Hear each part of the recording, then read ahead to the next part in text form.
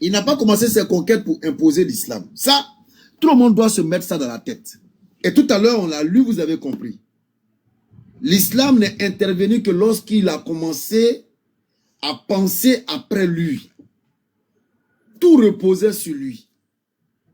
Parce que c'était une personne charismatique, selon l'auteur. Aimée, admirée, selon l'auteur. Et tout reposait sur lui. Donc lui, il était inquiet. Il dit, mais si je disparais, que deviendra cet empire qui n'a rien qui les unifie? Traditions différentes.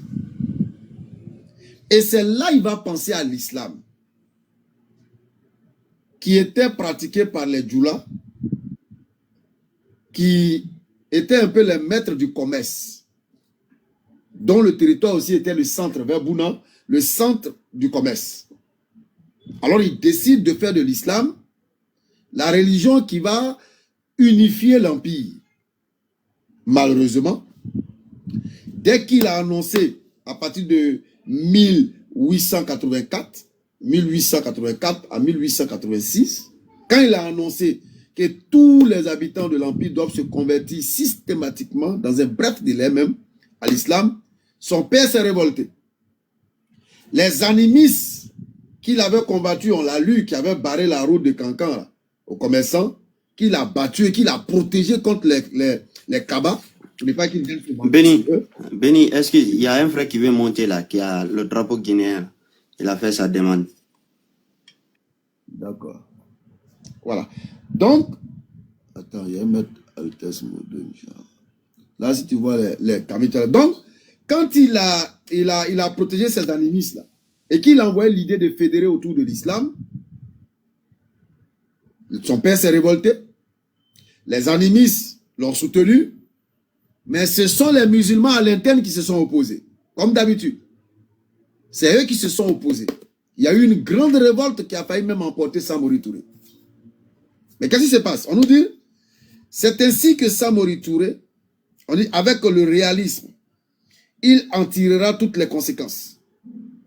C'est ainsi que Samori Touré, cet empiriste de génie, c'est-à-dire cet homme d'expérience, s'est départi un moment de la démarche qui faisait sa force pour tenter de plier le réel à des abstractions. Ça, c'est très important. Cette phrase démontre que Samori Touré ne faisait pas ses combats au nom de l'islam. Parce qu'on dit quoi? L'imposition de l'islam dont il a parlé que récemment n'avait rien à voir avec sa démarche préalable. C'est pourquoi on dit ici, son empirisme de génie s'est départi un moment de la démarche qui faisait sa force. Dans cette démarche qui faisait sa force, là, il n'y avait pas l'islam dedans. La démarche qui faisait la force de Samori, là, il n'y avait pas l'islam dedans. Il n'y avait pas l'islam dedans qui était imposé comme religion. Il n'y avait pas ça dedans. Et lorsqu'il s'est départi de cette démarche, dont ne faisait pas l'imposition de l'islam, un moment, c'est de ça qu'on parle ici. Maintenant, on va t'expliquer.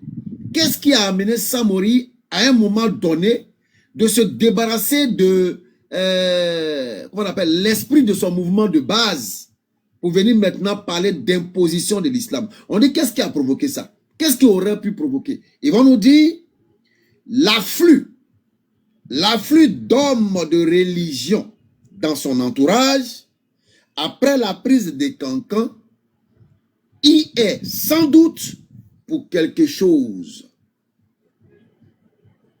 L'islam très minoritaire étant choisi comme seul lien possible du nouvel empire, une logique rigide avait poussé peu à peu à l'imposer par contrainte à la majorité. Donc, ici on nous dit que le fait que Samori ait pensé à un moment donné à imposer l'islam, ça veut dire qu'il ne le faisait pas, ce n'était pas dans son plan. C'est après. On dit que ce fait-là serait dû au fait qu'il avait autour de lui des religieux venus de Cancan qu'il avait conquis. Sans doute c'est ceux-là qui l'ont peut-être influencé selon l'auteur. Sinon au départ, lui n'était pas venu pour imposer l'islam à qui que ce soit. Voici la réalité. Voici la vérité. Et d'ailleurs, juste dans la page d'à côté, on va nous montrer, il va nous dire quelle était la raison de la prise des armes. Ici.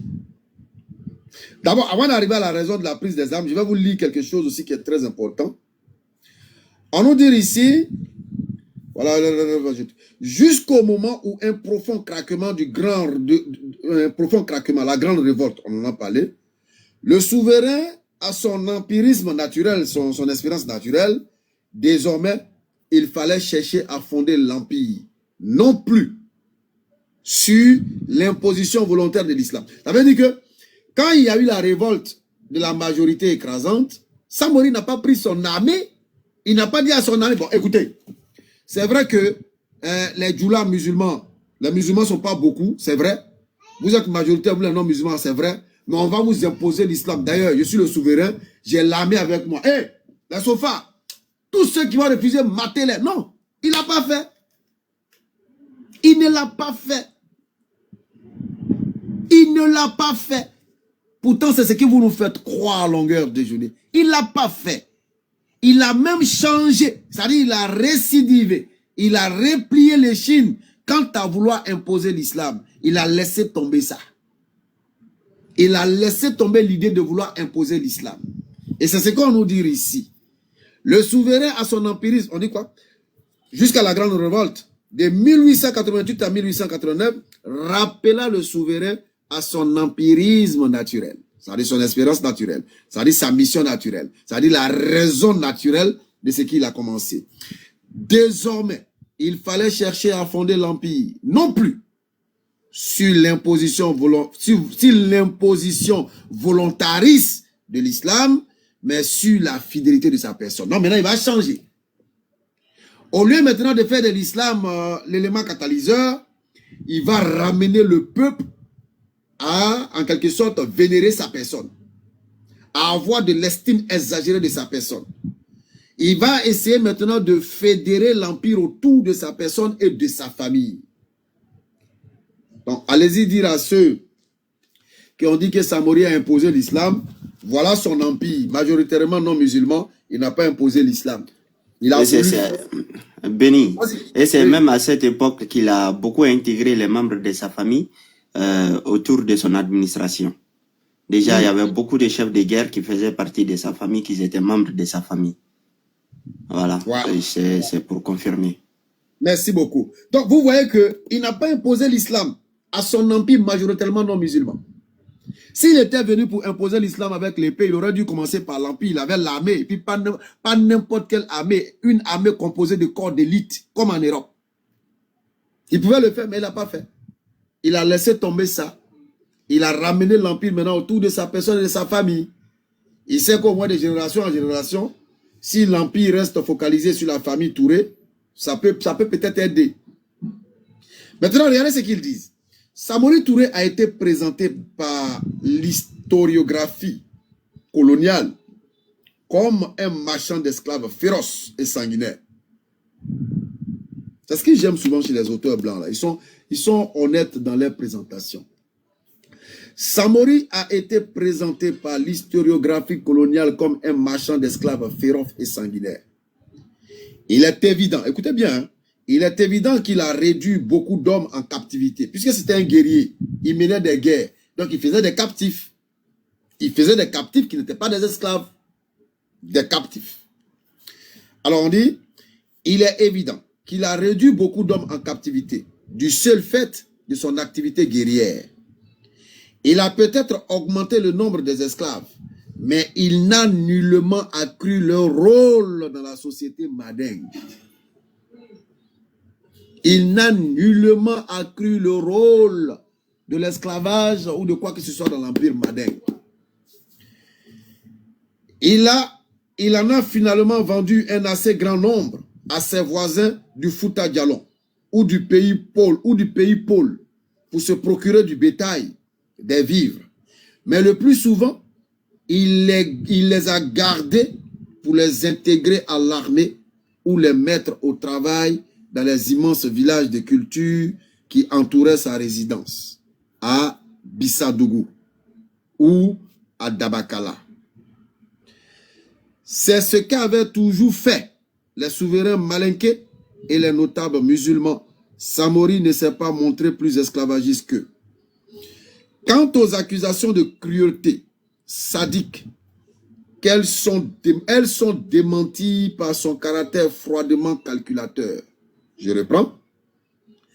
Quant aux accusations de cruauté sadique, elles sont démenties par son caractère froidement calculateur. Certes, ce réaliste impitoyable n'a jamais hésité à faire couler le sang, mais toujours à la suite d'un calcul politique soigneusement étudié. Pas un calcul islamique, pas un calcul musulman, mais un calcul politique. Donc les hommes que Samori combattait, les hommes que Samori pouvait dire au cours de ses conquêtes, c'était pour une conquête politique, pas islamique. Je relis. Écoutez, c'est pas mon grand-père qui a écrit. C'est pas mon père qui l'a écrit. C'est pas des Wawata qui l'ont écrit. C'est les Blancs. Les Blancs qui l'ont chicoté là, c'est eux qui ont écrit. Je relis. Certes, ce réaliste impitoyable n'a jamais hésité à faire couler le sang. C'était un guerrier à faire couler le sang. Mais, toujours à la suite d'un calcul politique soigneusement étudié. Politique. Donc les actions étaient menées pour la politique et non pour l'islam. Les actions étaient menées par Samori Touré politiquement et non islamiquement. You understand? Ok. Nous continuons. Politiquement étudié. Il n'était d'ailleurs pas dépourvu d'une certaine chaleur. On dit quoi? Il n'était d'ailleurs pas dépourvu d'une certaine chaleur humaine, comme en témoignent les amitiés qu'il a su inspirer. C'est-à-dire, on nous dit ici que Samori n'était pas quand même une personne inhumaine. Il avait cette chaleur humaine en lui. Et cela est prouvé par ses amitiés qu'il a scellées autour de lui. Ses qualités de chef militaire et de souverain étaient exceptionnelles et répondaient exactement à l'entente de la société malinquée de son temps. Ça veut dire que c'est une réalité qui était contextuelle. Une réalité adaptée à son temps. Je reprends. Ses qualités de chef militaire et de souverain étaient exceptionnelles et répondaient exactement à l'attente de la société malinquée de son temps. Il est entré en scène pour défendre sa société menacée de destruction. Si quelqu'un peut me dire, c'est encore que Samori menait ses combats pour instaurer l'islam, pour installer l'islam, pour imposer l'islam. Si tu viens me dire que tu es devant moi, il y a tes tolos, il y a tes tolos. Écoutez bien cette partie-là. Ses qualités de chef militaire et de souverain étaient exceptionnelles et répondaient exactement à l'attente de la société malinquée de son époque. Il est rentré en scène.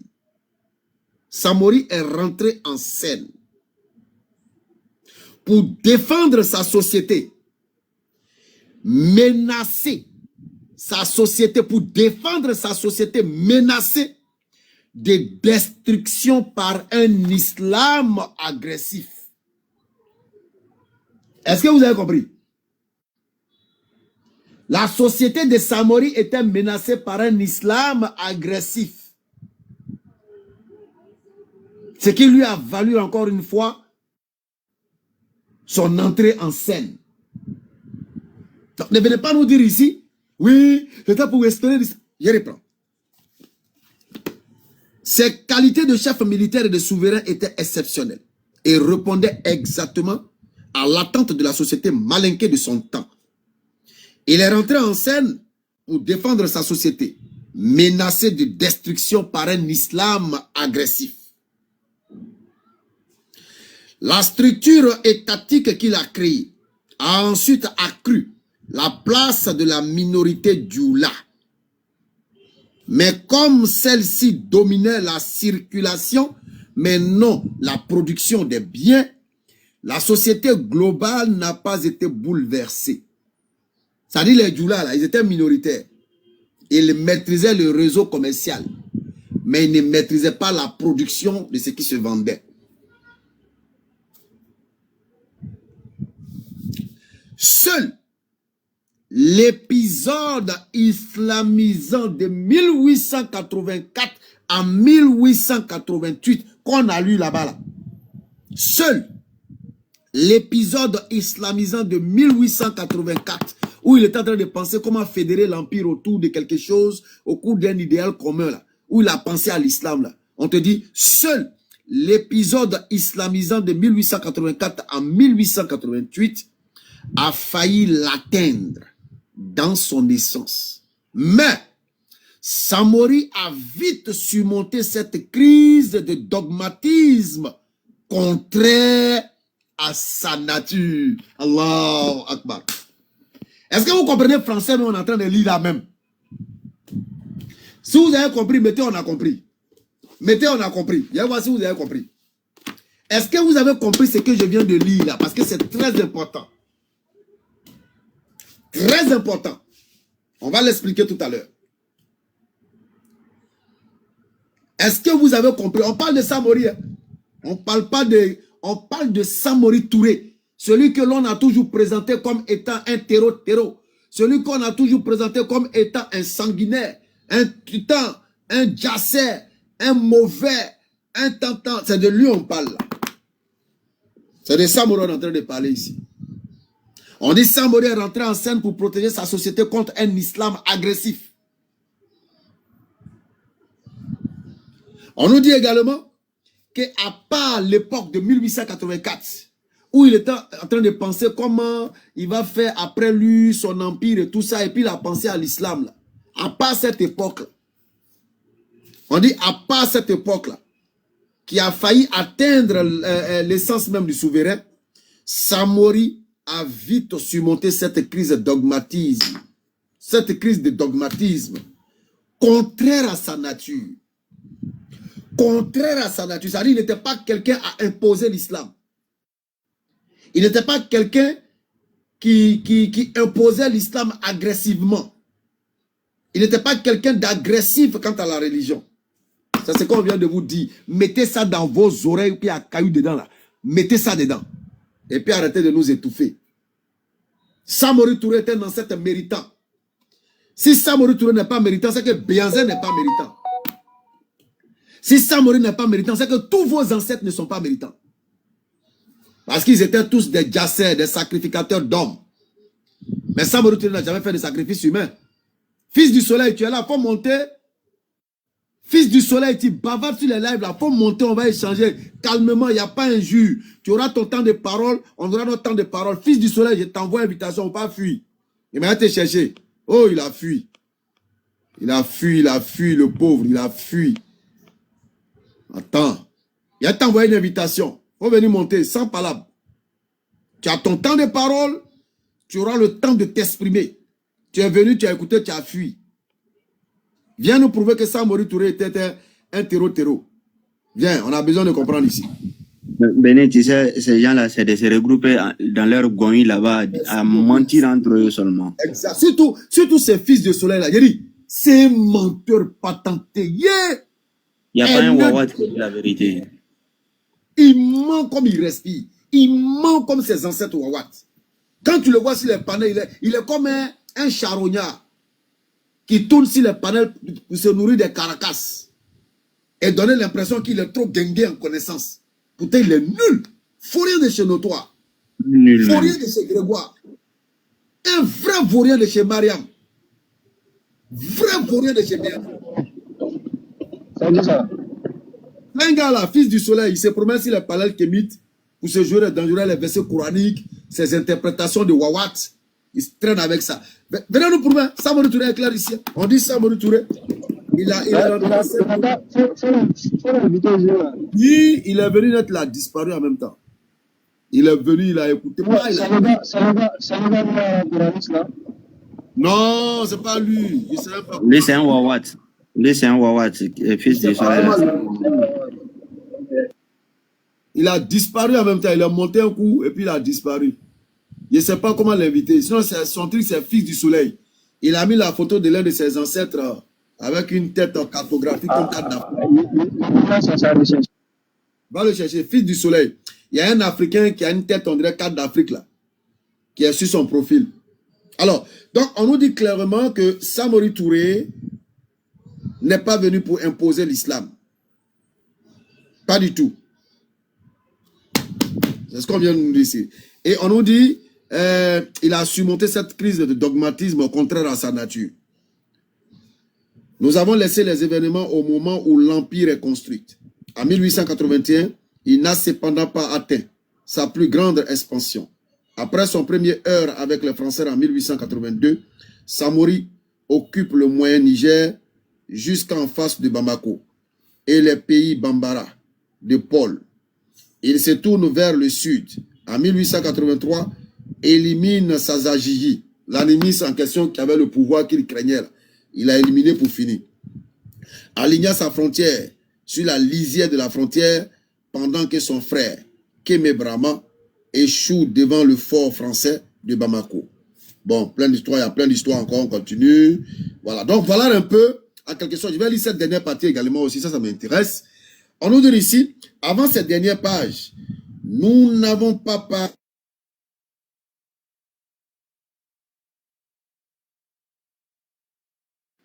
Ça, c'est la connexion calébastique de Bénin comme ça qui a laissé. Oh ben, c'est moi. Non, ça connexion ni.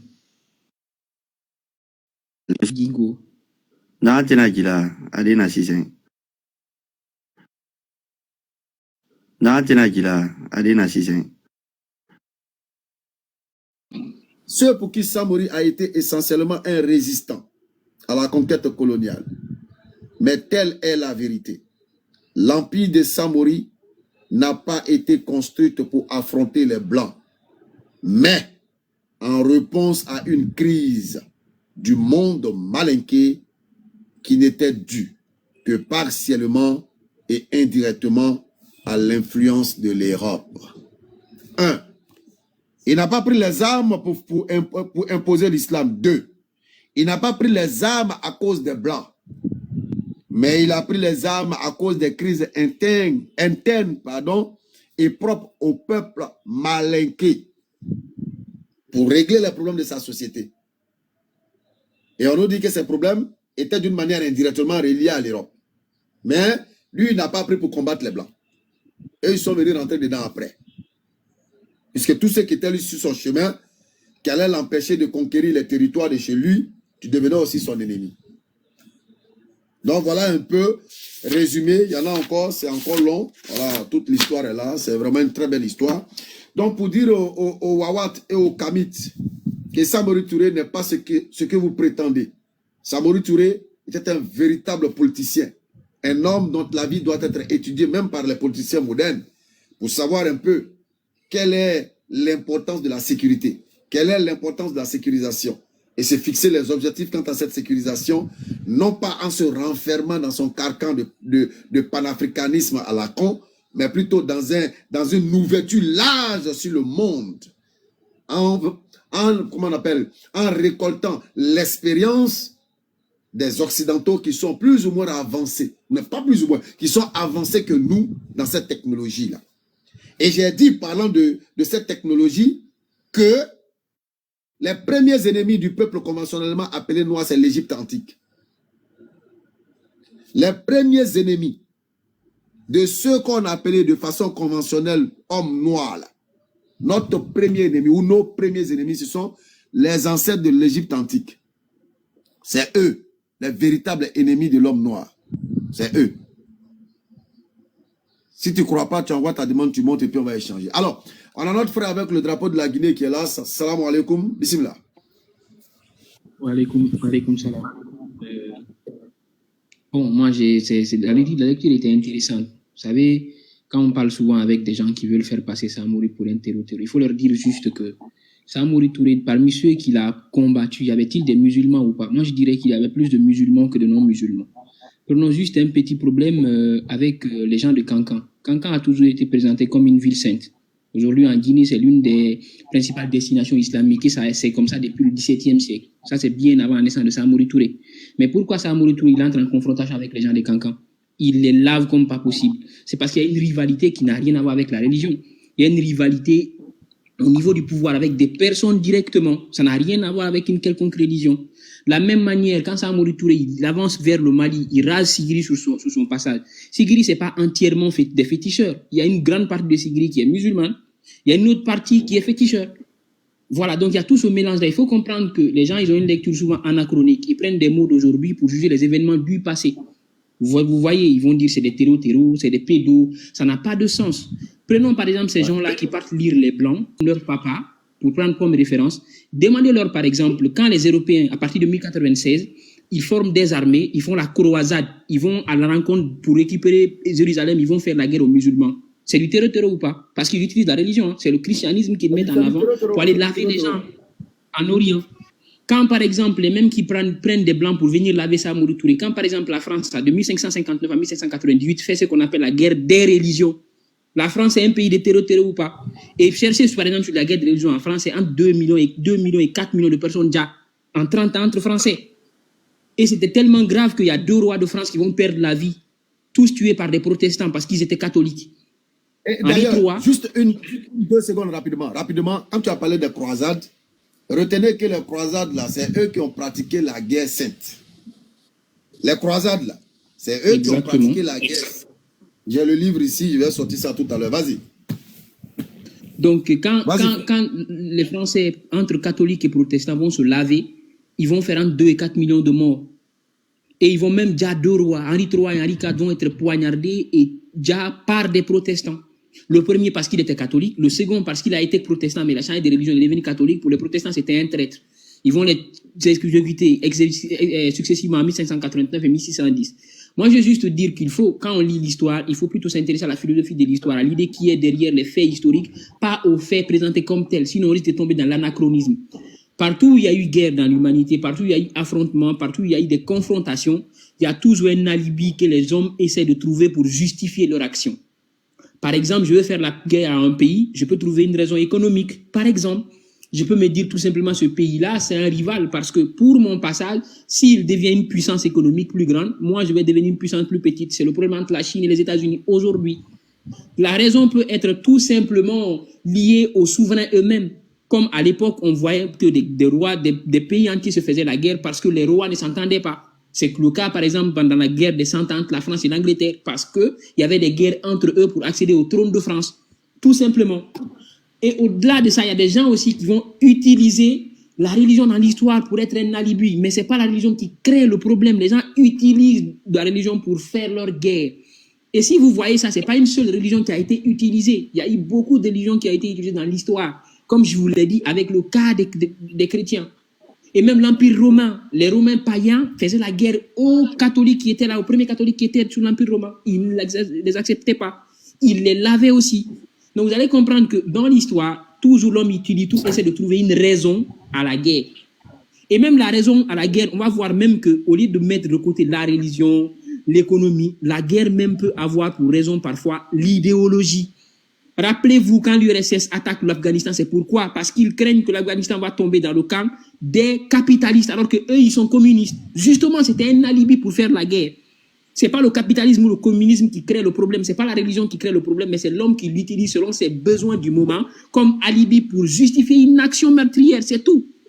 C'est toute l'histoire, ça, c'est la philosophie de l'histoire. Si vous le comprenez, tant mieux. Si vous ne le comprenez pas, vous allez juste comprendre que à chaque fois, vous allez être dans l'anachronisme, c'est-à-dire je prends des lois d'aujourd'hui, je suis des événements du passé. Ah, Samori Touré, il l'a fait, c'était un terreau, c'était quelqu'un qui fait la guerre pour la religion. Or, on vous a expliqué que les premiers que Samori Touré a lavés, c'était des gens d'abord qui étaient de la même ethnie que lui, des gens qui étaient de la même religion que lui, mais il les a lavés pour d'autres raisons. Ça n'avait rien à voir avec la religion. Et même pour le frère qui demandait à propos du Wassolon, il demandait par exemple pourquoi Samori Touré, il refuse de faire la guerre à Diamoro Adi du Wassolon et il fait la guerre à Worokodougou Famoudou. Tout simplement, il va dire à Diamoro Adi, t'es musulman et t'es peul. Un musulman ne fait pas la guerre à un autre musulman, puisque moi, je suis Mandemori. Il l'évite à cause de ça. Mais on voit au-delà de ça, la religion n'était pas tellement l'argument de Samori. C'était un politicien fin. Il voulait juste diviser l'alliance qui avait eu lieu entre Rokodou, Famoudou et Diamoro musulman et Diamoro Adi. Donc c'était un calculateur. À un moment donné, il pouvait utiliser des arguments, n'importe lesquels. Ça pouvait être économique, idéologique, ethnique, pour faire une guerre. C'est tous les chefs militaires de l'histoire qui l'ont fait. Et Samori n'est pas une exception. D'ailleurs, on l'appelle le Napoléon africain. Vous savez que Napoléon, quand il a été en Égypte, il s'est fait passer pour un musulman. Pas parce qu'il aimait l'islam, parce qu'il sentait que si je me fais musulman, j'aime être beaucoup plus proche des Égyptiens pour mieux dominer la région. Parce que c'est un territoire qui est stratégique dans la Méditerranée. Dans la Méditerranée, je veux dire. Donc, je veux dire que si vous lisez l'histoire, laissez les débats de TikTok, intéressez-vous plutôt à la philosophie de l'histoire, l'idée qui est cachée derrière les actes historiques, et non pas les faits tels que présentés comme tels. Tu ne peux pas dire que Samori est un terreau-terreau, tu ne dis pas que les croisés européens le sont. Tu ne peux pas dire que Samori est un terreau-terreau sans dire que Henri III, Henri IV de France le sont. Parce que ce sont des gens même qui vont ouvertement faire la guerre aux autres au nom de la religion. Et toutes leurs guerres viennent de là. Moi, c'est ce que j'avais à dire plutôt. Je veux juste dire que dans le fond, merci beaucoup, chef, il y a une philosophie dans l'histoire qu'on doit essayer de comprendre. Voilà. De temps en temps, il faut passer sur les lives. Hein. De temps en temps, tu viens, on va faire les lives ensemble, Inch'Allah. Alors déjà, je pense que c'est clair. Pour Samori Touré, moi j'attends seulement les contestateurs. Pour l'instant, on a fini de... Denis. Quand il a parlé tout à l'heure c'était un stratège là. Je vais vous lire quelque chose. Toujours dans le même chapitre. De 1861 à 1865, Samori est placé à la tête des milices des Camara et en profite pour se constituer une petite armée de métiers, entièrement dévouée à sa personne, où des aventuriers de toute origine côtoient les autochtones. Et ils sont tous pourvus de fusils. Leur commandement est assuré par ses frères et par des amis d'enfance, dont certains seront ses compagnons les plus fidèles, comme les griots de Morifendian et Nyamakara Amara Djeli. Samori s'est installé à Sanankoro et domine de là les hautes villes du Milo et du Dion. Mais il joue double jeu. Il offre son butin à Séré Brahma. Souvenez-vous que Séré Brahma, c'est celui qui a détruit le village de sa maman et qui a capturé sa mère. Il joue le double jeu. Il offre son butin à Séré Brahma pour le compte des Cissé. Retenez que c'est dans l'armée des Cissé que pour la première fois il a manié des armes. C'est dans l'armée des Cissé qu'il a découvert son talent militaire. Donc vous voyez que c'est un politicien, un fin stratège, un vrai politicien, qui n'a pas commencé sa cause par l'imposition ou l'instauration de l'islam. On va répéter ça. On l'a lu devant vous ici. Vous avez tous entendu que Samori n'a pas commencé son mouvement pour l'islam. Et que l'islam n'est intervenu que lorsqu'il a pris conscience que tout reposait sur lui. Et que s'il mourait, ça allait être un désordre dans son empire. Alors il cherchait un élément fédérateur. Il a pensé à l'islam qui était coordonné par les djoulas, qui géraient qui géraient le commerce, qui étaient un peu ceux qui maîtrisaient les routes de commerce et tout ça. Il pense alors à l'islam et il décide d'imposer l'islam à l'empire. Parce que pour lui, en le faisant, l'empire serait au moins regroupé autour d'un idéal spirituel, l'islam. Malheureusement, quand il lance l'idée, parce qu'il a dit que tous les habitants de l'empire doivent se convertir à l'islam dans un bref délai. Quand il l'a dit, le premier à s'opposer fut son père. Et on l'a lu, vous avez écouté. Les animistes l'ont soutenu dans la démarche. Les musulmans de l'intérieur se sont révoltés. D'où la grande révolte, on l'a lu, qui a failli emporter le souverain. Et vous avez compris plus tard que le souverain, malgré cela, il a quand même forcé. Et on dit que la raison de ce forcing était peut-être due au fait que quand il a conquis Cancan, autour de lui, il y avait des musulmans. Peut-être que c'est ceux-là qui l'ont motivé à faire cela. Et la suite, on te dit qu'il a quand même réussi à se ressaisir. Il a laissé tomber le projet de vouloir faire de l'islam l'élément fédérateur de son empire. Il a alors tourné les regards vers lui et sa famille. Il a laissé tomber l'islam. On vous a également lu que Samori Touré, il est rentré en scène pour défendre sa société contre un islam agressif. Pour défendre sa société contre un islam agressif. Vous avez bien entendu ça. On l'a lu ici. On vous a également lu cette partie-là. On vous a lu la seule épisode où l'islam vraiment a ébranlé son empire. C'était 1884. Comme on l'a dit tout à l'heure. L'idée de fédérer autour de l'islam là. 1884 à 1888. À part cet événement-là, il n'y a pas autre mouvement de l'islam là-bas. Et on nous dit, mais Samori a vite surmonté cette crise de dogmatisme. Il a vite surmonté cette crise de dogmatisme contraire à sa nature. C'est-à-dire Samori a surmonté l'idée de vouloir imposer l'islam à son empire. Parce que imposer l'islam était contraire à sa nature. C'était contraire à son idéologie. C'était contraire à l'idée de son mouvement qu'il était en train de mettre en place. Il n'y avait pas imposition de l'islam dedans. Est-ce qu'on est d'accord? Est-ce qu'on a sur la même compréhension que les contestateurs se signalent? Je réitère pour terminer que nos premiers ennemis, parce que Samori Touré à un moment donné, il a rassemblé les artisans, ils sont arrivés à fabriquer leurs fusils à répétition. Ça veut dire, on était sortis des fusils à pompe là. Vous savez, les vieux là, ils avaient un fusil, même poudre à canon, et puis ils prennent un fer comme ça. Ça dit, ça doit chauffer. Quand ça chauffe, maintenant, il tire un coup, boum. Le temps que l'ennemi arrive, il chauffe encore. Donc, Samori avait dépassé ses caps en regroupant les artisans en atelier. Ils sont arrivés à fabriquer des fusils à répétition, comme ce qu'il achetait en Europe. Ça veut dire, ils ont pris, parce qu'ils ont d'abord acheté en grande masse, je crois, de Freetown. Ils ont acheté beaucoup. Et à partir de l'exemplaire, c'est sûr que les artisans se sont mis à la tâche. Alors ils ont copié, ils ont fait pour eux. C'est de ça il s'agit. Quant au panafricanisme qui n'a ni tête ni queue, c'est de ça l'on parle. Est-ce qu'on m'entend? Oui, on t'entend. Alors, il y a descendre pour remonter, il y a un truc bizarre sur mon écran. Oui, franchement, dans ton réseau là. Merci beaucoup, Zachary, merci de le rappeler.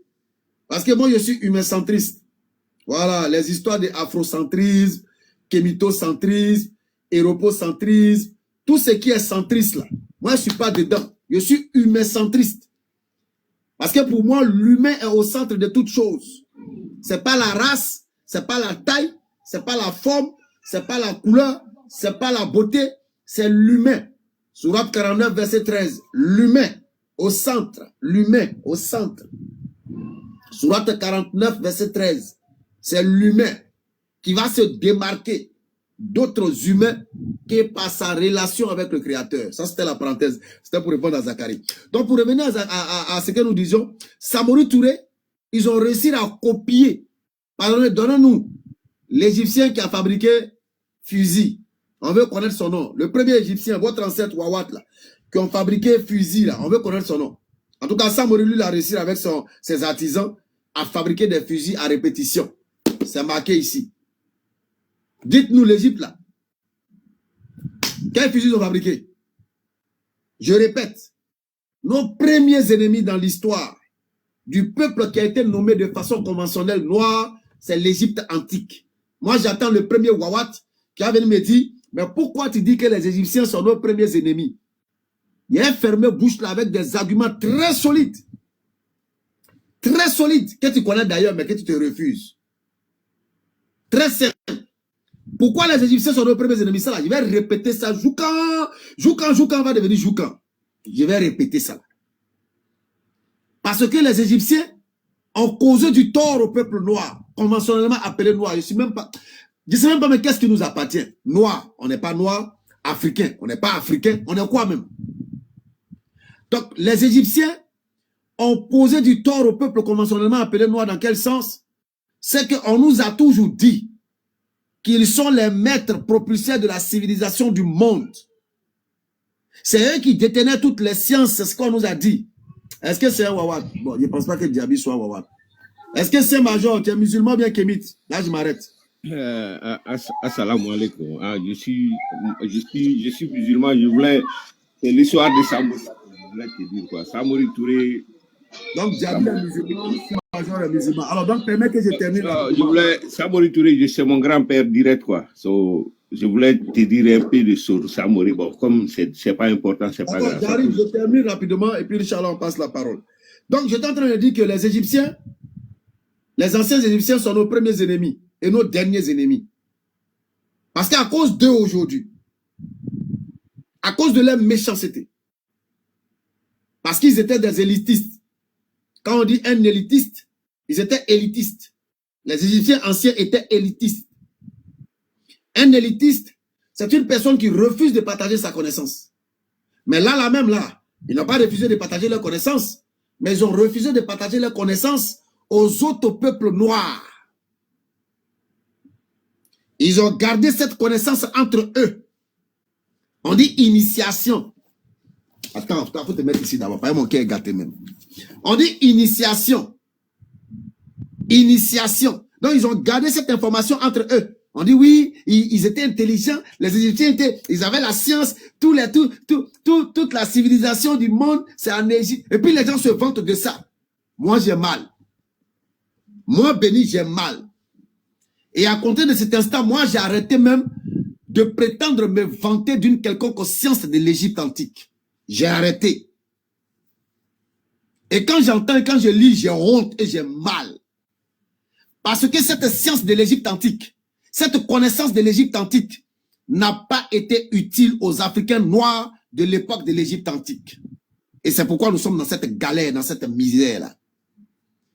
Quand vous voyez que les Blancs, ce qu'on appelle les Blancs nous dominent, vous pensez que les Blancs nous dominent sur la base de quoi? Est-ce que c'est parce qu'ils ont la peau plus claire que nous? Est-ce que c'est parce qu'ils sont plus grands, plus costauds que nous? Est-ce que c'est parce qu'ils sont plus beaux que nous? Non, ça n'a rien à voir. Leur dominance n'est pas basée sur ça. Mais ils nous dominent parce qu'ils ont la science et le savoir. Ils nous dominent parce qu'ils ont la connaissance. Mais cette connaissance-là, selon vos écrits, selon vos archéologues, selon vos égyptologues, cette science-là, ils l'ont enlevée où? Qui leur a donné cette science? Quand veut monter. Quand il a son réseau, il m'a abandonné là où j'avais besoin de lui. Là. Hein? Ils ont enlevé cette science-là où? Ils ont enlevé ça en Égypte antique, au pied de vos ancêtres, qui leur ont inculqué ce savoir, qu'ils ont caché aux autres Africains, qu'ils ont gardé dans l'élite, qu'ils ont gardé parmi les prêtres, ils ont caché comme initiation. Mais ils ont donné cette connaissance aux Européens, aux Grecs et aux Romains. Et aujourd'hui, ils sont sur le panel. Oui, Pythagore. Pythagore, la même là. Ça, c'est les Égyptiens que Pythagore a enlevé son Pythagoria là. Thalès même là. C'est en Égypte que Thalès a appris ça. C'est en Égypte que... Et ils n'ont pas honte. Ils osent dire. C'est en Égypte que Pythagore a volé la science. C'est en Égypte que Thalès a volé la science. Ils n'ont pas honte. Pourtant, allez-y lire. Pythagore, Thalès, tous ces gens-là, ils ont donné une partie de leur vie pour pouvoir prendre cette science de la main de vos ancêtres, les Égyptiens antiques. Vous savez la douleur que Pythagore a subie avant d'avoir cette science-là? Vous savez ce que les Thalès ont subi avant d'avoir cette science-là? Et bien vous dire qu'ils ont volé. Ils n'ont rien volé. Ils ont acquéri, ils l'ont mérité. Et ils ont pris cette science, ils sont partis chez eux. Quand ils sont arrivés chez eux, à la différence de vos ancêtres, Égypte antique, les Européens, quand ils ont reçu l'enseignement de l'Égypte, arrivés chez eux, ils ont commencé à organiser des conférences. Ils ont commencé à enseigner le peuple. Ils ont commencé à vulgariser la connaissance. Ils ont commencé à déverser cette science au milieu du peuple. Pendant ce temps, vos ancêtres, les Égyptiens, étaient cloîtrés entre quatre murs avec cette connaissance moribonde. Ils étaient cachés là-bas avec ça. Non, c'est pour les prêtres, c'est pour les initiés. On ne donne pas ça à tout le monde. On ne doit pas dispenser ça dans le peuple.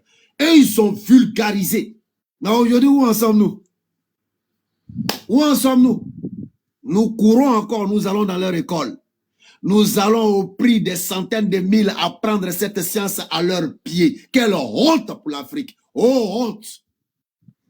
Oh, honte à l'Afrique. Arrêtez à envoyer ça. Honte à vous, Africains. Vous allez encore apprendre au pied de ces blancs-là. Vous allez à leur pied pour aller apprendre. Et vous venez, vous vous gonflez. Voilà.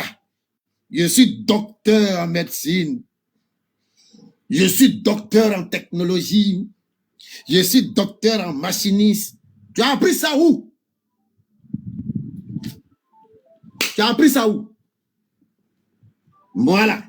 Je suis docteur en numérique. Il a appris ça en Égypte.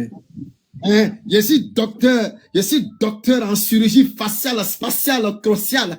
Moi là, je suis ingénieur. Tu as appris ça où? Où? Au pied de papa, au pied de l'homme blanc, vous êtes allé apprendre. Parce que vos ancêtres de l'Égypte ont refusé de déverser cette connaissance dans le bas peuple. Vous n'avez pas honte? Vous n'avez pas honte? Ayez honte. Aujourd'hui, vous êtes à la traîne. Vous courez encore. Vous allez, les armes que vous étiez censés fabriquer. Vous êtes obligés d'aller acheter ça encore chez eux. Pourtant, on dit que la science qui fabrique ça, c'est chez vous ici, ils ont pris. Même vos savants africains. Oh, est-ce que je peux retrouver ça? Prenez tous vos inventaires noirs. Citez-moi le nom de tous vos inventaires noirs. Et dites-moi où ils ont appris la science de leur invention. Est-ce que c'est en Égypte antique? Ils sont allés apprendre ça au pied encore des Blancs. Alors, je vais poser cette question. Qui est-ce qui a donné la suprématie aux Blancs sur l'homme noir? Est-ce que c'est l'islam? Je vous pose cette question et puis je m'arrête. Qui a permis aux Blancs d'être supérieurs et de dominer les Noirs? Qui? Qui leur a donné l'âme de la dominance? Qui a donné l'âme pour détruire les Noirs? Qui a donné le pouvoir au peuple hellène pour dominer sur vous les Noirs? Qui? Qui leur a donné ce pouvoir? Donnez-nous le nom, si vous êtes vraiment honnête. Béni, il y a un kémite parmi nous, il va répondre bien. Allons-y donc, allons-y donc. Bakim 69, tu es musulman ou tu es kémite? Non, il est musulman. Ah, désolé. Il est musulman, il est musulman. Lui, son nom là, c'est... Donc, dites-nous, qui a donné le pouvoir aux Blancs de dominer les Noirs? Vous dites que les Blancs nous dominent, les Blancs nous commandent. Qui leur a donné le pouvoir de dominance sur nous? Qui? Est-ce que ce sont les musulmans? Dites-le nous. Qui leur a donné le bâton pour nous chicoter? C'est qui? Qui a donné le bâton aux Grecs et aux Romains, aux Européens pour dominer les Noirs? C'est qui? Donnez-nous le nom, je veux connaître le nom. Qui lui a donné ce pouvoir-là? C'est qui? Donc arrêtez de nous emmerder. Arrêtez de... Vous avez été colonisés parce que vos ancêtres ont donné le pouvoir de colonisation aux Blancs. Venez me dire le contraire. Venez me dire le contraire. Non, ils nous ont colonisés. Ils nous ont esclavagisés. Hey, champion, ils t'ont esclavagisé parce que tu étais en brousse là-bas et ils ont pris la technologie, ils sont revenus vers toi.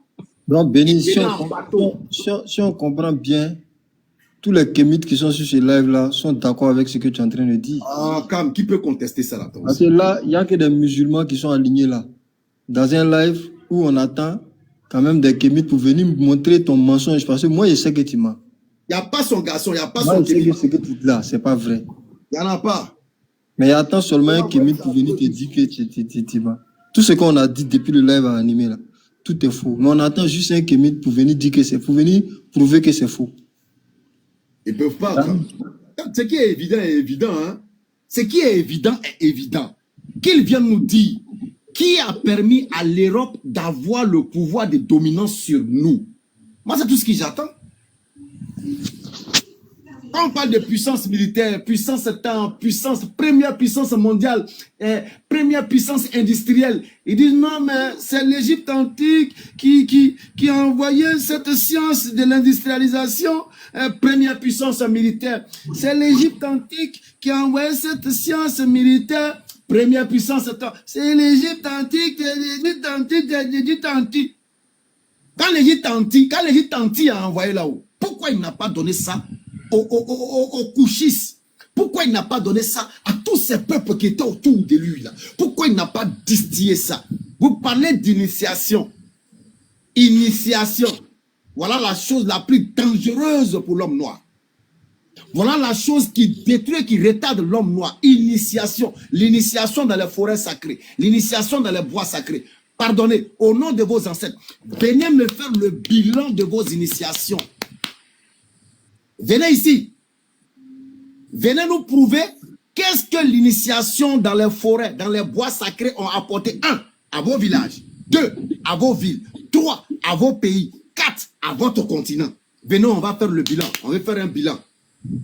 Non, moi là, je suis initié au poro. Moi, je suis initié d'antan. Moi, je suis champion. Viens, on va faire le bilan. Vos initiations secrètes là, qu'est-ce que ça a apporté au continent? Ça apporte quoi au continent et à l'Afrique en général? Qu'est-ce que ça nous apporte? Rien, nada, zéro. C'est pourquoi Cheikh Anta Diop dit avec Ezos. Vous avez hérité cette initiation de l'Égypte antique. C'est-à-dire camoufler les enseignements et puis en fait des initiations, des chasses gardées pour des individus bien ciblés. Vous avez hérité ça de l'Égypte antique. Et Cheikh Anta Diop dit, cette pratique défectueuse a été une véritable cause du retard et du manque de développement de l'Afrique. Cheikh Anta Diop, c'est pas moi.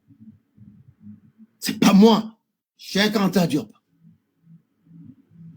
Vos initiations en un point fini. Venez vous initier. Ça n'apporte rien. Rien à l'Afrique. Vous avez une fois vu quelqu'un qui est sorti de l'initiation et qui allait fabriquer un avion? Avez-vous une fois vu quelqu'un qui est sorti de cette initiation dans la forêt sacrée, dans les bois sacrés, dans les rivières sacrées? Et quand il est sorti de là net, il a inventé ce que le monde n'a jamais vu. Vous avez déjà vu? Faut pas aller dans l'école des Blancs. Bande de vauriens. Quand on vient vous dire ça, vous êtes là. Pendant ce temps, l'islam dit quoi? L'islam dit, nous vous avons créé d'un mâle et d'une femelle. Pour que vous vous entreconnaissiez. Donc nous là, nous on peut se permettre d'aller apprendre auprès du blanc. Ah, je vais te connaître, tu sais quoi? Je peux aller sans problème. Je m'en vais apprendre sans complexe. Je peux aller auprès du chinois, aller apprendre. D'ailleurs, même le prophète il dit quoi? Allez-y chercher la connaissance du bercer à la tombe. Donc on n'a pas de limite. On n'a pas. D'ailleurs même, on ne cache pas un enseignement en islam. En islam, il n'y a pas de secret. Il n'y a pas de casse d'initiation en islam. Parce que quand vous prenez les 4 principes fondamentaux de l'islam. 1. L'acquisition de la science. Tu as acquis la science. Ça fait 1. Qu'est-ce que tu fais de cette science? 2. Il faut divulguer cette science. Il faut la divulguer. Il faut la divulguer. Parce que déjà dans le principe islamique, une science divulguée, une bonne science divulguée, utilisée par autrui, tu reçois des hasanats. Béni, je te donne un hadith en même temps du prophète pour appuyer. Vas-y. Le prophète sallallahu alayhi wa sallam, il dit Ballig anni walau aya. Il dit annoncer de moi, même si c'est un verset. C'est-à-dire que le peuple, c'est-à-dire, tellement il veut annoncer là.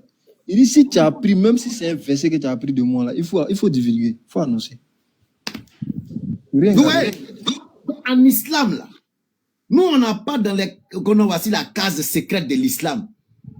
Toute supposée branche ou sectaire dans l'islam qui te parle de... Non, il y a une initiation, c'est des païens. On ne cache pas l'enseignement en islam. Il n'y a pas de secret. On va étape par étape. On divulgue et on avance. On apprend la science. On transmet la science. On endure des épreuves qui découleront de cette science-là. On apprend, on partage. Mais c'est ça les Romains et les Grecs, ils ont fait. Ils sont venus au pied. Regarde ce qu'ils ont fait à Pythagore. Ils l'ont martyrisé, le pauvre. Ils l'ont fatigué. Ils l'ont exploité comme dans les films chinois, là. Mais malgré ça, il est resté endurant. Il a tchéké. Quand il a tout pris, quoi, il a mis dans son sac. Gagné temps. Quand il est arrivé, conférence. Et d'ailleurs, même tous les kémites Wawat qui organisent des conférences, vous êtes des aliénés. Vous êtes des aliénés. Parce que ce que vous appelez conférence là, Cheikh Anta Diop dit que c'est une attitude propre aux Hélènes, c'est propre aux Européens. C'est-à-dire faire des conférences, d'expositions, d'enseignement public, c'est propre aux Européens. Donc toutes les fois que vous dites, nous allons organiser une conférence, vous êtes des aliénés notoires et non courtois. De vrais aliénés. Vous allez venir dire aux musulmans, non, vous êtes allés. Désolé. Béni. Bon. Tout le monde a compris cet aspect-là, sauf apparemment, hein, si je m'en tiens à eux-mêmes leur explication, sauf les kémites. Parce que pour eux, il y a une certaine pureté, une certaine originalité, une certaine exclusivité en matière de connaissances, en matière de savoir.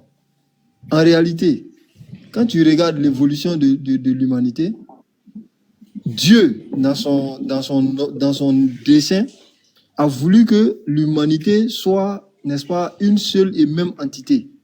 Non. C'est-à-dire, pour Dieu, là, nous sommes des hommes. C'est pourquoi la sourate 49 au verset 13 est claire. Pour dire qu'il nous a créés d'une femme et d'un homme. Ou d'un homme et d'une femme. Mais il a mis quelques différences en nous. Mais ces différences-là, c'est pour qu'on ait des particularités. Mais en somme, nous devons, dans cette différence-là, militer pour une même cause. À savoir, comment faire en sorte que la vie sur Terre soit agréable. Comment faire que la vie sur Terre soit facile. Et comment cette facilité dans les tâches va nous donner du temps et plus de concentration sur lui, le devoir qui nous incombe vis-à-vis de lui. C'est simple. C'est pourquoi Dieu, il nous donne, n'est-ce pas, la connaissance. Et regarde, la connaissance qui est transmise à un être humain, il vulgarise la connaissance, quel que soit le domaine. D'autres êtres humains qui ne sont pas de sa famille, qui ne sont pas de sa tribu, qui ne sont pas de sa communauté ou même de sa race, prennent cette science-là, ajoutent ce qu'eux aussi ils ont pu découvrir, ils améliorent le procédé, et puis ça devient un héritage à l'humanité. Et ce que je dis, je l'appuie par exemple par des faits clairs. Quand tu prends le livre, le soleil d'Allah se lève sur... Merci beaucoup. On appelle ça, le soleil d'Allah brille sur l'Occident. Sur l'Occident. C'est comme ça, le papier. Le papier, on te dit, c'est les musulmans, le papier fin, hein, parce qu'il y avait les papyrus dont on attribue l'invention à l'Égypte antique. Mais à côté de ça, les papyrus étaient des choses lourdes. On ne mettait que des textes sacrés, ça coûtait cher, c'était rare. Donc, pour vulgariser le papier, puisque les gens avaient commencé à apprendre à écrire, les Chinois ont inventé un procédé, je crois à partir du bambou. Et ce procédé-là était toujours réservé à une certaine élite. Quand ces Chinois-là se retrouvaient dans le monde arabe et qu'ils commettaient des impairs, ils étaient prisonniers, les Arabes qui s'étaient islamisés entre-temps leur avaient imposé une chose. Quand vous êtes prisonnier chez nous, vous devez faire un travail d'utilité publique. Et ce travail d'utilité publique-là doit vous pousser à communiquer ce que vous savez. Donc les Chinois vont communiquer l'art de la fabrication du papier. Les Arabes vont regarder, les Arabes musulmans vont regarder, ah, c'est comme ça qu'on fabrique le papier.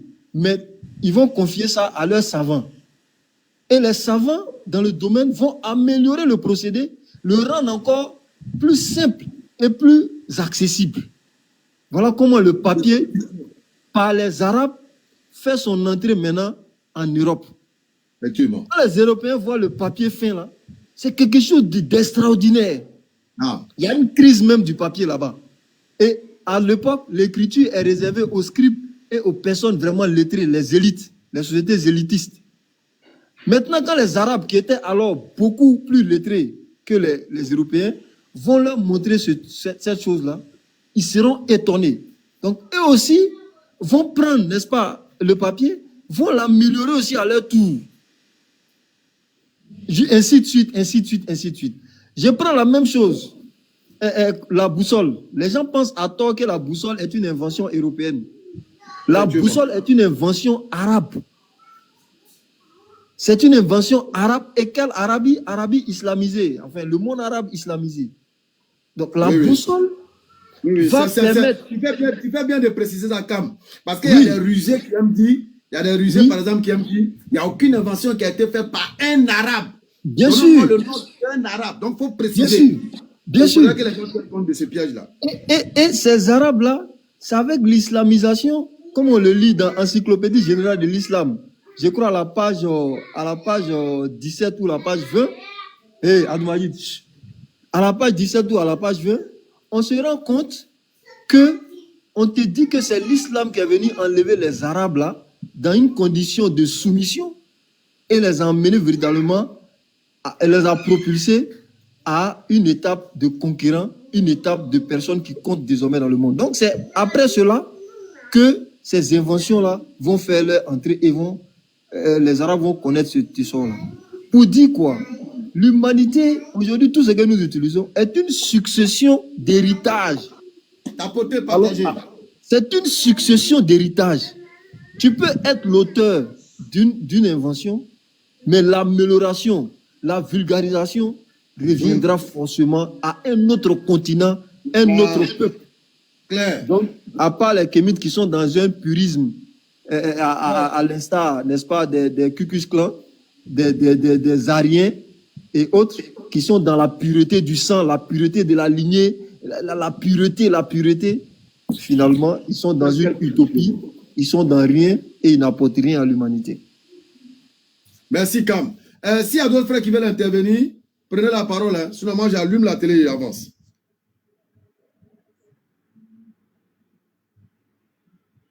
Il y a Saint-Major qui voulait parler de Samori Touré. Non, mais là, actuellement, on est avec les Wawat maintenant. On va lui ouvrir la parenthèse. Il va ouvrir sa parenthèse. Vas-y. Allô? Oui, allô? Allô? Oui, on vous entend. Bon, je suis désolé, je suis en train de conduire. Ah, ok. Oui, je suis en train de conduire, quoi. Je suis rentré dans le trafic, là. Il y a trop de bruit, quoi. Il n'y a pas de problème. Nala Diera, Inch'Allah, prochainement. Samori Touré, c'est mon grand frère direct. Salam. Prochainement, Fermez le micro d'Abdoul, il y a trop de bruit. Voilà, c'est mieux de muter Saint-Major. Inch'Allah, donc à la prochaine fois. Merci beaucoup. Abdoul qui faisait beaucoup de bruit là. Ouais. Son Altesse, on a su les Wawat et l'Égypte antique. Donc on a démontré clairement, je ne sais pas si tu étais là, que nos premiers et nos derniers ennemis, ce sont leurs ancêtres de l'Égypte antique. Voilà. Ça c'est clair. Voilà. J'ai prié, j'ai suivi. Mais Béni, ces Égyptiens-là même sont... Enfin, je m'en tiens à ce que tu dis, hein, parce que je n'ai pas eu accès aux sources que tu as dévoilées sur récemment. Si je m'en tiens à ce que tu dis, effectivement, ils sont méchants. Ils sont méchants sur ce qui ne leur appartient même pas en propre. Tu sais pourquoi? Ils sont méchants sur ce qui ne leur appartient même pas en propre. Pourquoi? Parce que les Éthiopiens, comment on les appelle même historiquement là? Abyssinie. Non, pas Abyssinie, avant ça. Aksum. Non, pas ça. Il y a un autre nom. Tiens, quand tu as Diop, la Nubie, les Nubiens. Voilà, les Nubiens, eux là, il a employé même le terme éthiopien.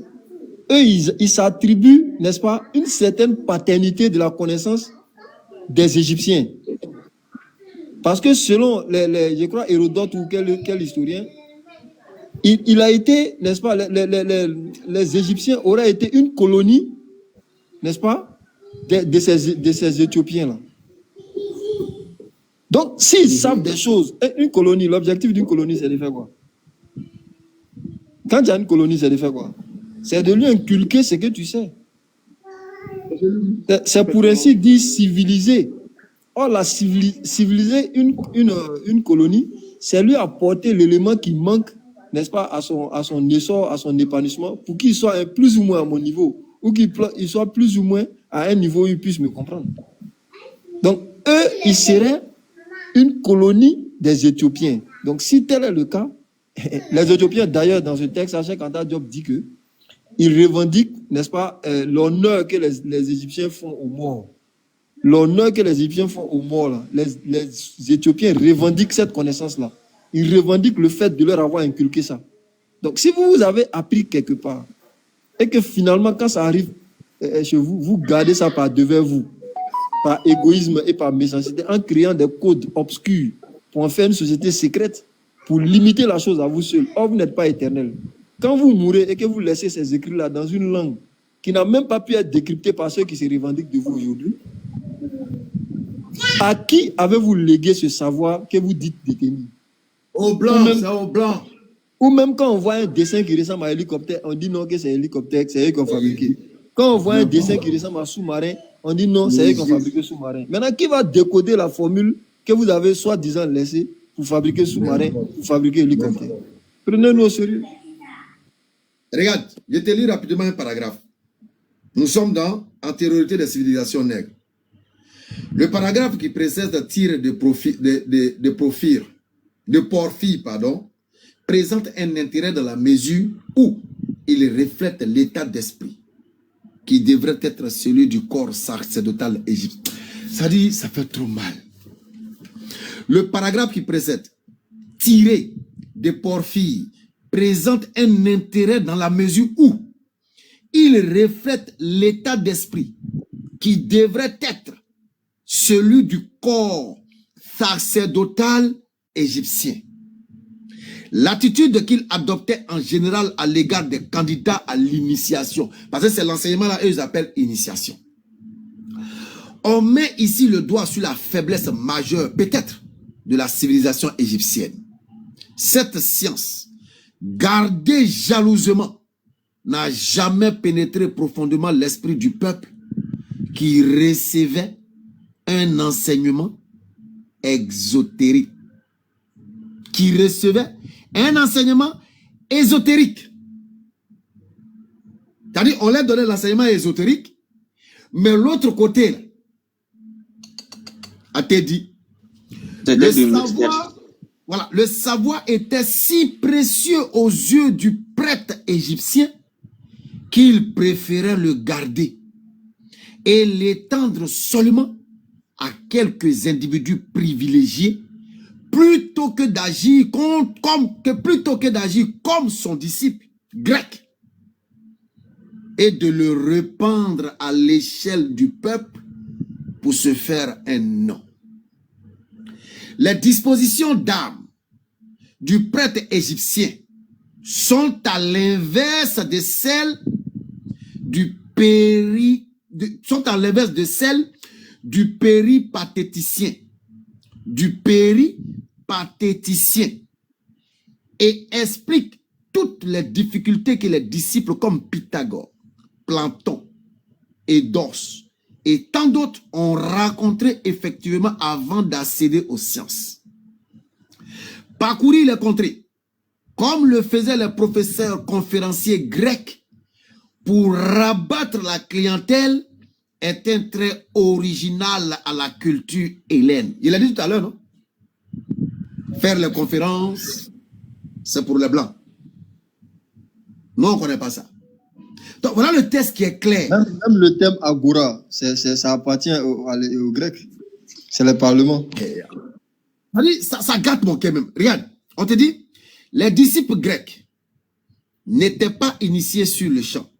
Ils durent attendre parfois plusieurs années, sinon une bonne partie de leur vie, cherchant à se faire ouvrir le chemin du savoir.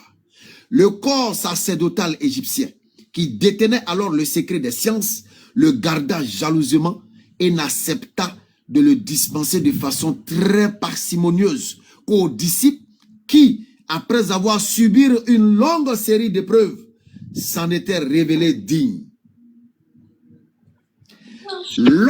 Même quand ils sont dignes, c'est de façon parcimonieuse qu'on le leur délivrait. Non, il y a dit c'est des sorciers même. Donc, à quel moment on leur donne tout alors? C'est des sorciers. Regarde, lorsque Pythagore, conseillé par Thalès d'aller chercher la science en Égypte, il fut longtemps en butte à ces difficultés. Pythagore, qui vécut entre 233 et 304, a laissé une relation du voyage de Pythagore. Je relis, pardon, c'est pas Pythagore. Porphyre, qui vécut entre 233 et 304, a laissé une relation du voyage de Pythagore, ayant été reçu par Anassis, le roi égyptien, 568-526. Il obtint de lui des lettres de recommandation auprès des prêtres d'Héliopolis, qu'il envoyait à ceux de Memphis, comme étant plus anciens, ce qui, au fond, n'était qu'un prétexte. C'est-à-dire, ils étaient en train de le tourner, ils ne voulaient pas lui donner. Ça, c'est à l'étranger. Hein. C'est la même chose qu'il faisait aussi au peuple. La même chose qu'il faisait au peuple. Parce qu'il voulait toujours avoir la dominance sur le peuple. Il voulait toujours contrôler le bas peuple. Donc, donner la science au bas peuple, c'est dire au bas peuple, venez nous dominer. Mais regarde la culture de l'homme noir. C'est resté dans les mœurs de l'homme noir. Il ne donne pas l'enseignement à autrui. Parce qu'il s'est dit qu'autrui va venir le détruire. Même au village. Mais Béni, non.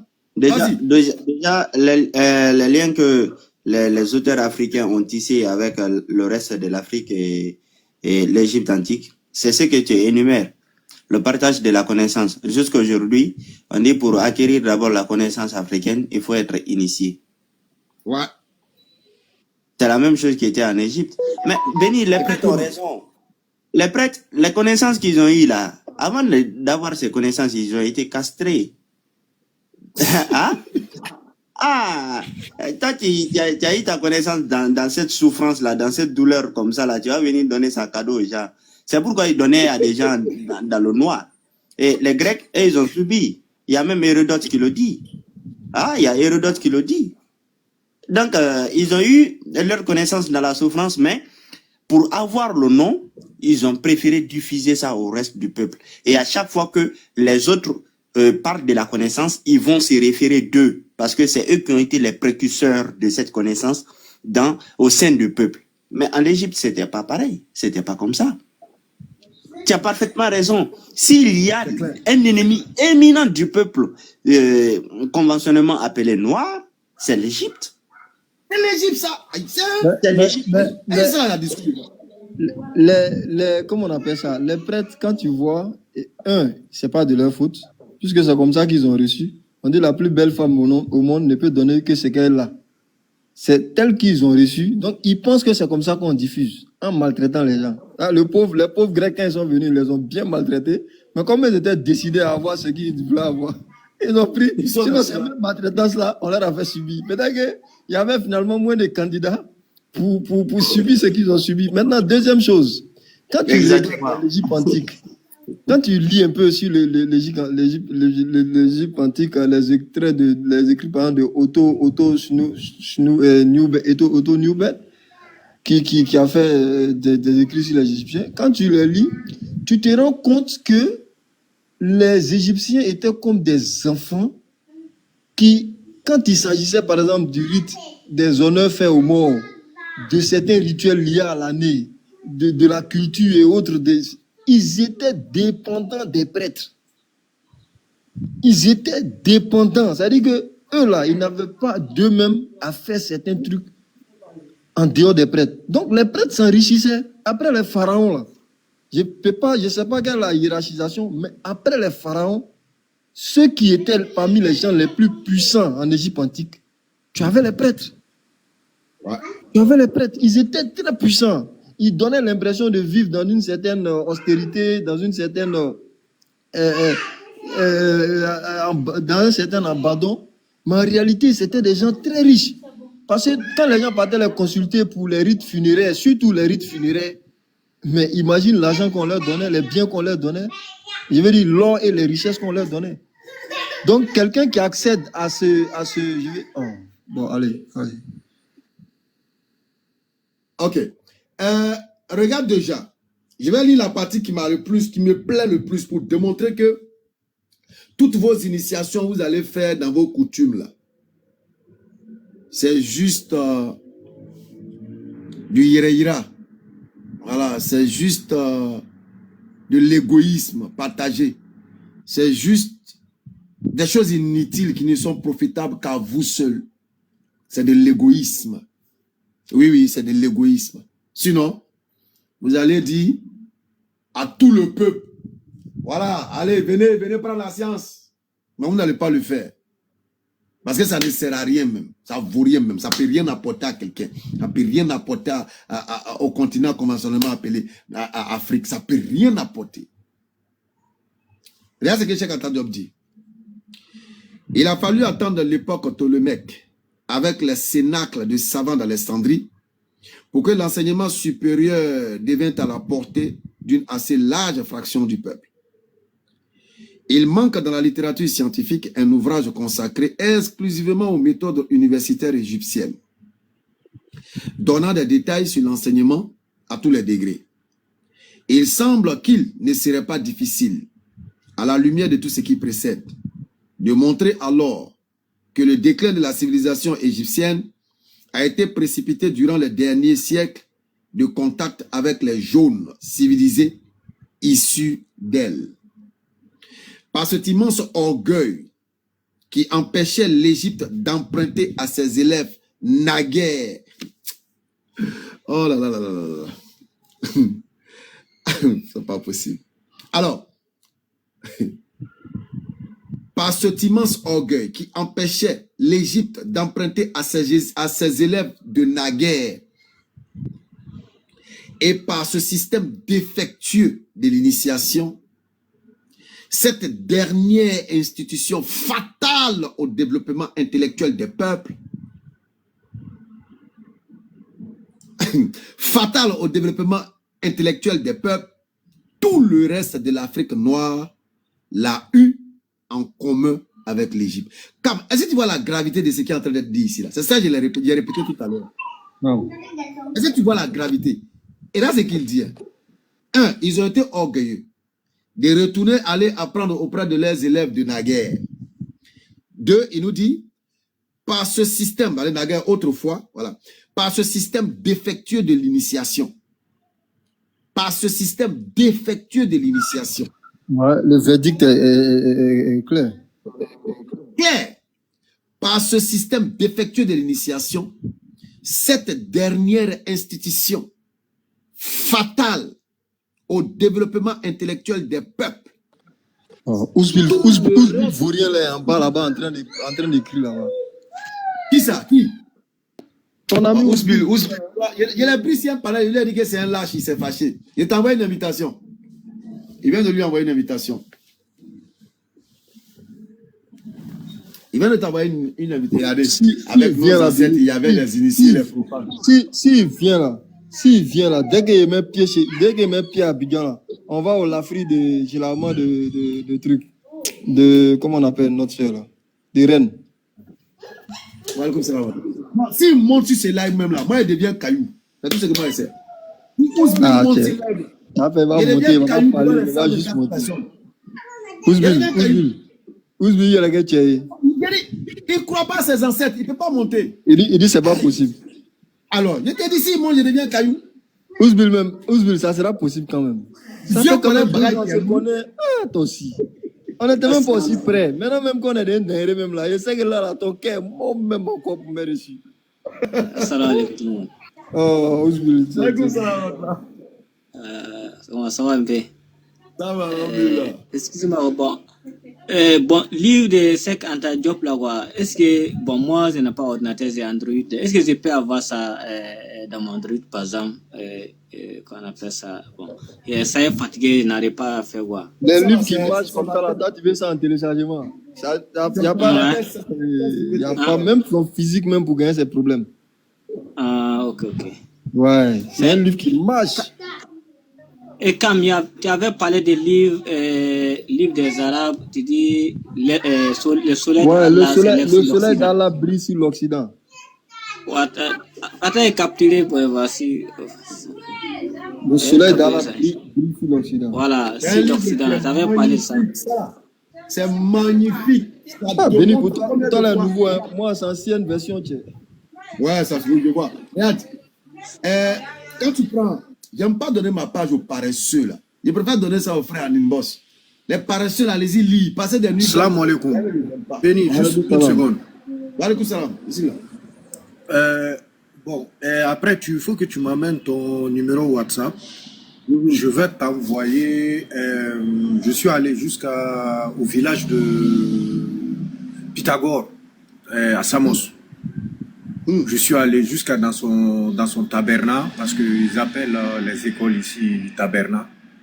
Et à Nélénika, quoi. Donc, je suis allé jusque là-bas, j'ai fait des images là où, quand il a quitté l'Égypte, là où il donnait cours, là où il apprenait les gens. Je suis allé, j'ai fait quelques images là-bas. Et si tu m'amènes ton WhatsApp, je vais te les transférer.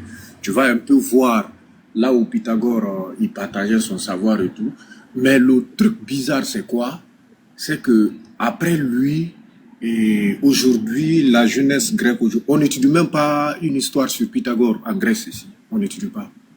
tu vas rencontrer, je ne parle pas des Albanais, les Georgies là, mais tu rencontres 10 jeunes Grecs, peut-être qui sont dans les trentaines, quarantaines, tu les demandes c'est qui Pythagore, c'est qui Thalès, et les autres là, ils ne le connaissent même pas.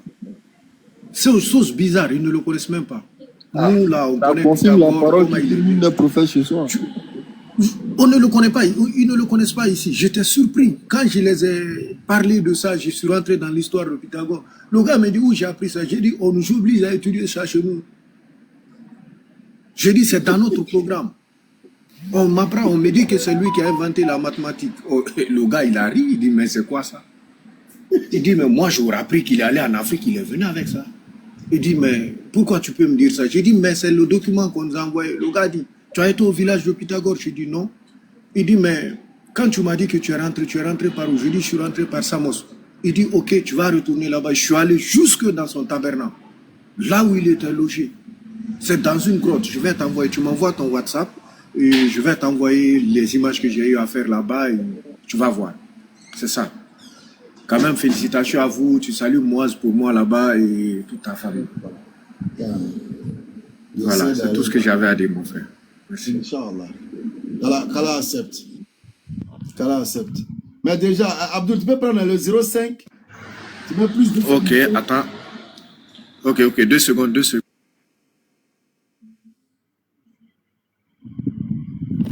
Non, mais c'est grave. Par ce système défectueux de l'initiation, cette dernière institution fatale au développement intellectuel des peuples, tout le reste de l'Afrique noire l'a eu en commun avec l'Égypte. Ça veut dire que vos initiations, là, c'est n'importe quoi. C'est fatal au développement de l'Afrique. Ça n'apporte rien. C'est inutile. Ça dit nanako. Partez vous mettre dans la forêt là-bas, parmi les moustiques. Ne vous lavez pas. Dakassa, et puis, hein? Vos initiations. Rien. Nada. Porte rien à l'Afrique.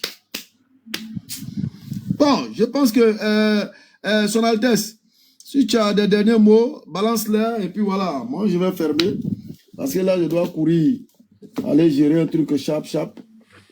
J'espère que le frère Abou Muslim va lancer le panel.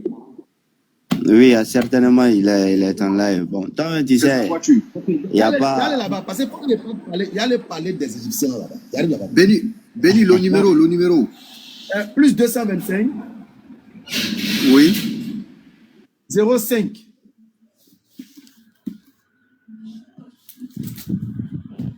0506. 0506 800.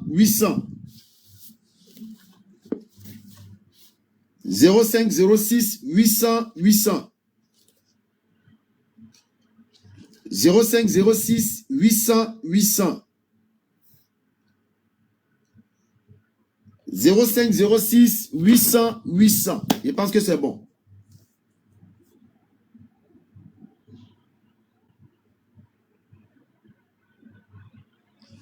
« 0506 800.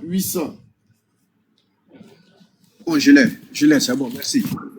Ok, Inch'Allah. C'est WhatsApp, okay. Tu balances le truc, Ok. Merci beaucoup, chef. Alors, Oumassi, rapidement, on va faire un tour de table et puis voilà, on se dit bye. Cam, le dernier mot. Bon, c'est les doigts, qu'Allah nous stabilise, qu'Allah donne la force de l'unité. À tous ceux qui ont participé, qu'Allah vous récompense. Il faut que tout le monde sache que nos ennemis, c'est les Égyptiens. Hein, Son Altesse, bismillah. Ok, déjà merci à tout le monde. Voilà, tu sais, moi j'ai pas deuxième mot quand il s'agit de le combat de Wawat. On est toujours au front. Voilà, tant que le combat n'est pas fini, il n'y a pas de dernier mot. Non, c'est clair. On se prend un panel tout à l'heure, ça c'est clair. Inch'Allah. Ok, on fait ça. Merci beaucoup. Merci beaucoup, Son Altesse. Ok, merci beaucoup, Maître. Inch'Allah, qu'Allah facilite. Inch'Allah, merci. Alors, merci beaucoup. Et merci à tous d'être restés avec nous jusqu'à 7 heures. Nous réitérons encore nos propos. Nos premiers et derniers ennemis, ce sont les ancêtres de l'Égypte antique. C'est-à-dire vos ancêtres de l'Égypte antique. Ce sont eux, les ennemis du peuple conventionnellement appelé noir. Nous l'avons longuement développé. Nous avons dit le pourquoi, le comment. Et tout est clair pour celui qui veut vraiment accepter. Tout est validé. C'est eux qui nous ont mis dans cette posture-là. C'est eux qui ont donné le bâton aux Blancs pour venir nous coloniser. C'est eux qui leur ont donné tout pouvoir et toute autorité sur l'homme noir. C'est eux qui ont amené les Blancs à se mettre dans la tête qu'ils sont supérieurs que l'homme noir. C'est vos ancêtres de l'Égypte antique. Allah vous récompense, qu'Allah bénisse tout le monde pour l'effort, pour la présence, pour la connexion utilisée, pour les cadeaux partagés, pour les doigts, pour les commentaires bénéfiques bien sûr. Qu'Allah récompense chacun pour ses actions, aussi minimes soient-elles. Qu'Allah récompense tout le monde et qu'il nous maintienne dans la droiture, qu'il nous donne la longévité profitable, bien sûr. La longévité profitable. Parce qu'il ne faut pas dire qu'Allah me donne longue vie.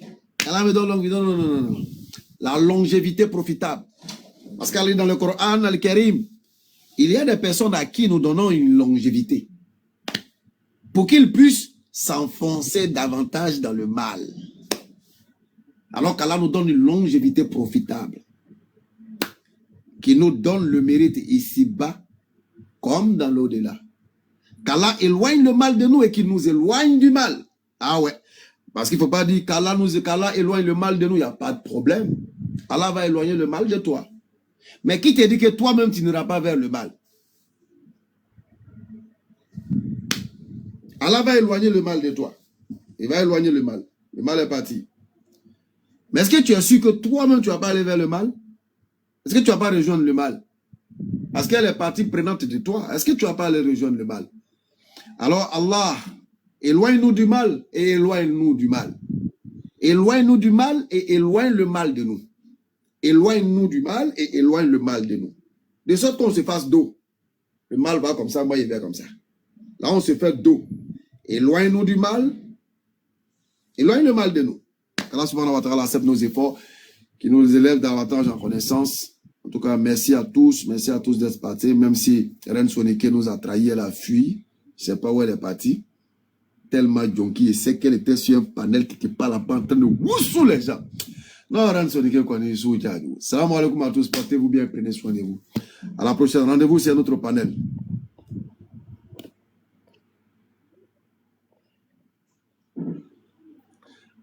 Hein, tu dis quoi? Pas du tout quoi. Tu as disparu, tu étais en train de faire chaud quelque part là-bas. J'étais guette, j'étais à l'œil. Ton type là, il dit qu'il est redevenu kémite. Il se joue le gonflé. J'attends son livre. J'attends son livre. Quand j'aurai ça, Inch'Allah, il est rentré dedans. Quand il est rentré dedans comme ça, et puis quand il fait comme ça, et puis quand je soulève ma tête comme ça peut le détruire. Inch'Allah, je l'allumé jusqu'à la moelle épinière. Il s'arrêtait pour dire, est-ce que Béni comprend l'arabe? Est-ce que tu connais Allah même? Est-ce que tu connais quelque chose même? Allah n'a qu'à faire seulement qu'à avoir ça ma possession. J'aime pas le numérico. Moi, j'aime les physiques. Là, je mets un bic rouge comme ça dedans. Il met dedans comme ça. Il met. Quand il a fait comme ça, et puis il a soulevé ma tête comme ça, là. Eh, frère. Il n'était pas le même, il a la chair de poule. Il n'était pas là même là. J'ai la chair de poule. Quand il a fait comme ça, et puis il a fait comme ça, là. Pardon, il faut faire deux. Pardon, faites deux. Il faut faire deux, pardon. À cause d'Allah, faites deux. Je veux deux, faites deux. Un pour moi, un pour toi. Il faut faire deux. Faites deux. Un pour toi, un pour moi. Inch'Allah. On va rentrer dedans. Parce que c'est un danger silencieux pour la communauté. Il essaie de le cacher, mais c'est un danger silencieux pour la communauté. Il va mener un combat souterrain. Il va mener un combat silencieux contre l'islam. De façon indirecte. En essayant de nous caresser dans le sens du poil, il est en train de nous allumer de façon indirecte. Pardon, faut faire deux. Inch'Allah. Qu'Allah te récompense déjà. Qu'Allah te récompense déjà pour l'intention. Qu'Allah te donne les mérites. Il faut faire deux. Un pour toi, un pour moi. Comme il a dit qu'il allait venir à Abidjan, le temps qu'il vienne, si Allah facilite, qu'on a fini de faire le collège, bien, quand il vient comme ça, là, on le fait asseoir et puis on lui donne des conseils. Là, c'est sur notre sol. On lui donne des conseils pratiques. Des petits conseils, on lui donne ça. Quand il va retourner là, Inch'Allah, Ça va faire beaucoup de choses. Non, Rennes, pardon, je m'en vais. Aïe, tu es en haut. On t'a cherché partout dans le pays là, tu n'es pas venu. Hein. C'est aller là. Tu es venu faire patouillard. Il a commandé. Il y a un mettre pour toi dessus. Hier, c'est avant-hier là, mais il a pu commander sur Amazon. Merci d'avance. Il a rajouté pour toi. Pour moi, on doit venir le 23. Si pour moi, viens vite.